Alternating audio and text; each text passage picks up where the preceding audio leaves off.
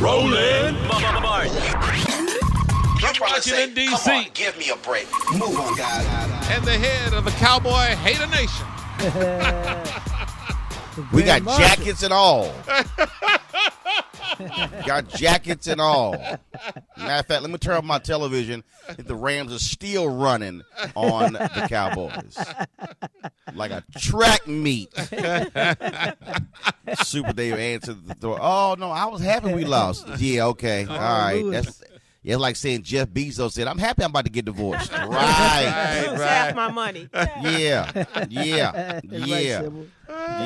Oh, yeah. No, but what's wrong with your Rockets?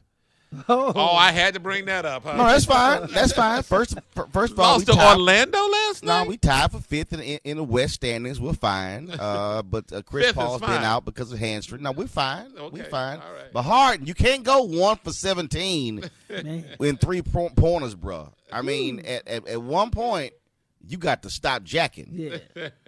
I'm just saying. 1 and 8, you should kind of stop. We'll be fine after the NBA All-Star break. Get Chris Paul back. Get him healthy. I'm going to have to get a voodoo doll or something. He got to stop with his hamstring injuries, brother. Come on. But he got that soft tissue, the hamstring, but ain't as soft as Cowboys run defense. And we're back. All right, let's get to today's issue. Many of us know Dr. Steve Perry as an educator. They're about to open their fifth school. My man. But and remember he had a show, Save Our Sons, that was critically acclaimed. But now he has a show called a talk show called Breakthrough with Dr. Steve Perry. It's in its beginning its second week of trial run on the Fox owned and operated stations. Steve joins us right now. Steve, how you doing? I'm fantastic. Glad that I jumped off the Cowboys Nation. Yeah, because you are a big Cowboys fan. You jumped off? All my life, I can't mess with them, man. The politics ain't right for me. But for all your life, you were with them. All my life. I would still light your ass up, though. I had to listen to Roland Martin every damn week. Yeah, I'm still light you up, though. All right, let's talk about Breakthrough with Dr. Steve. Let's talk about Breakthrough with Dr. Steve Perry. First off, how did this come about? How did this daytime talk show come about? It's trippy, man. I was catching train back from 125th from our school in Harlem, headed up to the school in one of our schools in Bridgeport. And God, great job up in Hartford with your show. I was there. Oh, thank you, sir.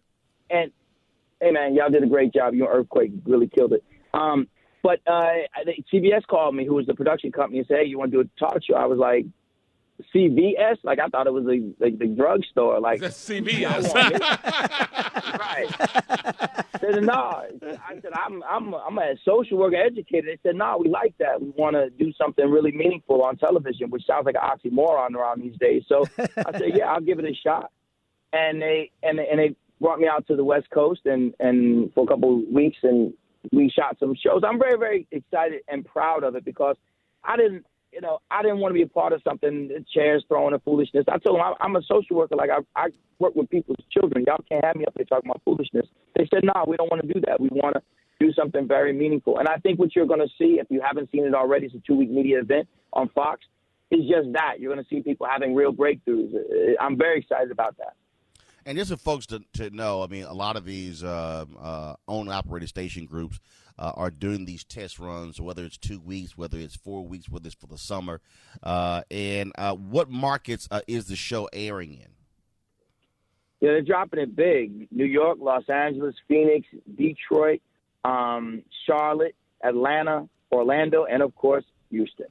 That's huge. And some folk, and I had someone who tweeted me who said, "Hey, it's unfair giving it a 2-week run." But how do you sort of look at that, and what kind of commitments have they made to say you must hit a certain number to get a full pickup?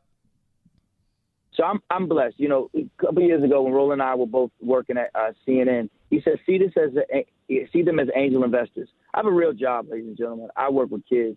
So whatever happens, happens. I know I'm not supposed to say that, but I get, what do I lose if I don't win, right? I go back to working with some of the coolest kids on earth. But in the meantime, we're going to grind out. They've set, the numbers doing really well. The response has been so positive that I think everyone's waiting for the second shoe to drop. I'm sure some hater will fall onto the internet and say something stupid. But other than that, it's been going really, really well. Surprisingly, I'm cautiously optimistic, but I did speak to CBS, and they are really excited. That's good. They are very excited. You deserve it, man. Dr. Steve Perry, good guy. what about the issues that you all are talking about? It's not just you and the kids, young people talking. This is a wide age range of folks that you're talking to on the talk show, right? Yes, and so, obviously there's some standard fare relationship issues. But my reaction to those is profoundly different than what I think you're used to seeing. You get a couple up there with a man cheating. It's like, okay, yawn. Now what? Are y'all going to stay together through this? Because people do. Because if you are, then let's talk about how we're going to do that. Similarly, there's a couple that you'll see today on the show, Breakthrough, you'll see on Breakthrough, where they're fussing and fighting and hollering and getting a police call. White couple, just want to point that out. And they, not on my show. But one of the things I'd say to them is, y'all have kids. You have a child. If you two cannot be together, then be apart, please. Like, I'm not here to try and make you guys a couple any longer. I just want to make sure that you're there for your kid. And then there's some standard fare fun things as well. You got a sister who came in last week with 28 things that she wanted in a man. She wanted to be ugly. She wanted to be ugly. She wanted him to have big feet and a small penis. Like, is that a thing? Like no lie. She's trying to date Shrek. So, I told her, you in the best relationship in the world. You in a relationship with yourself because you created a set of expectations that's so high and so impossible to meet. You ain't never going to meet anybody. Yeah, right. Somebody else's man. So you ain't never going to fail. You never lose. You can always say, I couldn't find him. I got 26 out of 28. It's a loss. So, okay. But it's fun. We're going to have some fun. Y'all going to have some fun. I think you're going to be surprised at how fun and funny it is because I don't take myself too seriously.